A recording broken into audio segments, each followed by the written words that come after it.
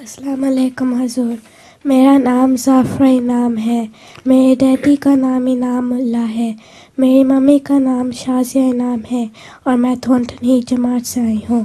جی حضور، میرا پہلا سوال ہے کہ سورۃ توبہ کے شروع میں بسم اللہ نہیں پڑھتے ہیں، لیکن میرا سوال ہے کہ اگر سورہ توبہ کو جب درمیان میں سے پڑھتے ہیں تو بھی بسم اللہ پڑھنی چاہیے یا نہیں پڑھنی چاہیے؟ کیا کہتے ہیں اگر درمیان سورہ میں سے توبہ کے پہلے بسم اللہ اس لیے نہیں پڑھتے کہ وہاں بسم اللہ لکھی نہیں ہوئی۔ جی قرآن کریم میں 114 صورتیں ہیں، ان میں سے ایک سورہ توبہ ہے جس میں بسم اللہ الرحمن الرحیم نہیں لکھی ہوئی، لیکن ایک دوسری صورت کے اندر حضرت سلیمان کا جو خط تھا ملکہ سبا کے نام، اس میں بسم اللہ الرحمن الرحیم لکھی ہوئی ہے، اس لیے 114 دفعہ پورا ہو جاتا ہے۔ ٹھیک ہے؟